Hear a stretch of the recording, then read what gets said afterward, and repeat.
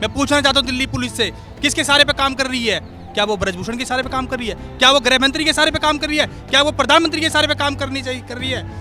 शर्म आनी चाहिए उनको। मैं बताऊं 2014 में मोदी जी ने एक नारा दिया था, बेटी बचाओ। तो उस नारे को आप समझ नहीं पाए।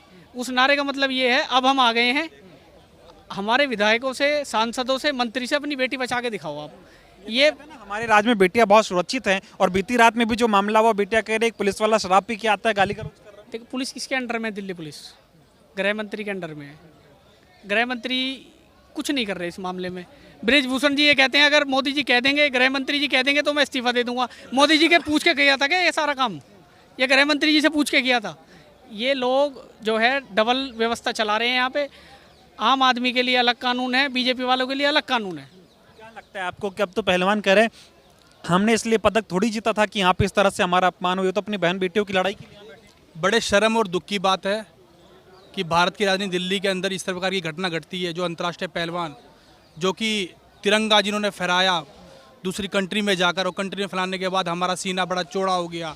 आज वो सीना और आज हमारे सभी वकीलों भाइयों के अलावा पूरे भारत की आंखें नम हो गई है।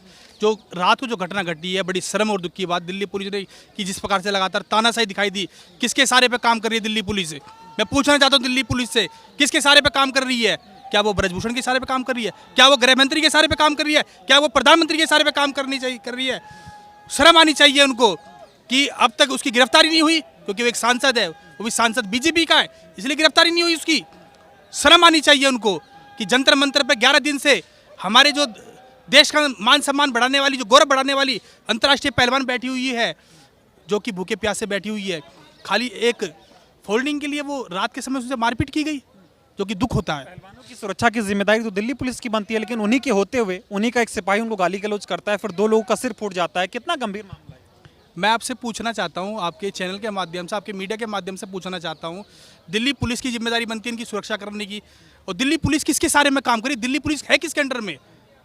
दिल्ली पुलिस साफ साफ दिखाई देता है गृह मंत्री के अंडर में है। गृह मंत्री चुप्पी क्यों है? गृह मंत्री कहते क्यों नहीं है इनको गिरफ्तार किया जाए? कब गिरफ्तार हो गए? ब्रजमोहन सिंह कब गिरफ्तार हो गए? वो मीडिया में खुलेआम कह रहा है, मीडिया में हर प्रकार के बयान दे रहा है कि मेरे को नहीं पता कि एफआईआर हुई है, मुझे नहीं पता कुछ भी क्या हुआ है। ऐसे चलता रहेगा?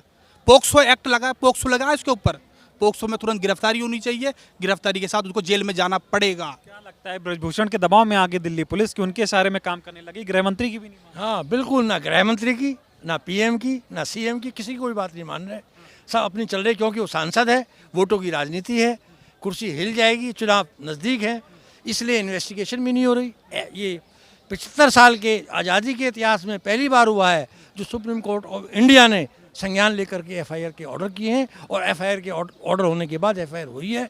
एफआईआर होने के बाद कोई इन्वेस्टिगेशन नहीं हो रही, जबकि पॉक्सो एक्ट लगा हुआ है। उसमें पॉक्सो एक्ट में प्रोविज़न है कि फ़ौरन गिरफ्तारी होनी चाहिए, इन्वेस्टिगेशन होनी चाहिए, स्टेटस रिपोर्ट सुप्रीम कोर्ट को भेजनी चाहिए, और उसके बाद अब सुप्रीम कोर्ट ने आदेश ये दिए हैं कि एफआईआर के उसमें शिकायत में जो है एफआईआर का था, एफआईआर हमने कर दी है, इसके बाद जो भी मामला है हाई कोर्ट से करें या नीचे जो इन्वेस्टिगेशन होगी मेट्रोपॉलिटन मजिस्ट्रेट के यहाँ से होगी, ये उन्होंने फैसला किया। कोर्ट से बहुत उम्मीद थी पहलवानों को, सुप्रीम कोर्ट ने भी कह दिया अब तो हाई कोर्ट जाओ, एफआईआर तो। देखिए सर, आप इस ऑर्डर को समझो, सुप्रीम कोर्ट ने क्या बोला है। जब यहाँ पर हमारे पहलवान बैठे, सुप्रीम कोर्ट ने कॉग्निजेंस लेने के बाद एफआईआर कर दी।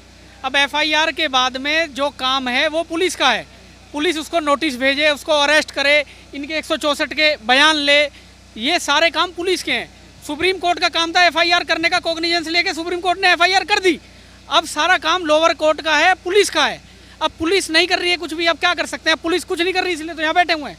ये हालात हो गए देश में, इस तरह से तानाशाही हो गई कि अगर महिला पहलवान जिन्होंने पदक दिलाया हो, देश का नाम दुनिया में बढ़ाया हो, अगर वो अपने ऊपर यौन शोषण की बात कर रही हैं, तो दिल्ली पुलिस उनको सुरक्षा देने के बजाय, आरोपी के जेल डालने के बजाय उन्हीं के ऊपर इस तरह से हमले हो रहे हैं।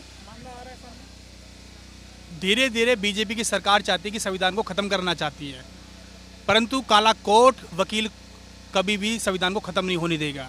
मैं साफ साफ माननीय प्रधानमंत्री जी से कह देना चाहता हूं, ब्रजभूषण जी से कह देना चाहता हूं, और गृह मंत्री जी से कह देना चाहता हूं, संविधान बिल्कुल खत्म नहीं होगा, कि उसकी गिरफ्तारी ब्रजभूषण की होगी और वो जेल भी जाएगा। संविधान की रक्षा करने के लिए जो आए थे, बड़े बड़े दावे करते थे 2014 में, वही संविधान के लिए खतरा हो।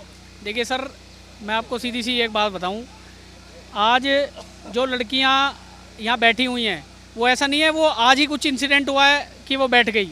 ये तो बहुत सालों से चल रहा है जो यहाँ बैठी हुई हैं, वो कोई सुनने वाला है नहीं इनकी, इसलिए सड़क पे बैठी हुई हैं। आप ये लगाइए जब ये भी सड़क पे बैठ के कुछ नहीं हो रहा तो आम आदमी का क्या होगा। अब क्या लग रहा है इस मामले में आगे क्या होगा?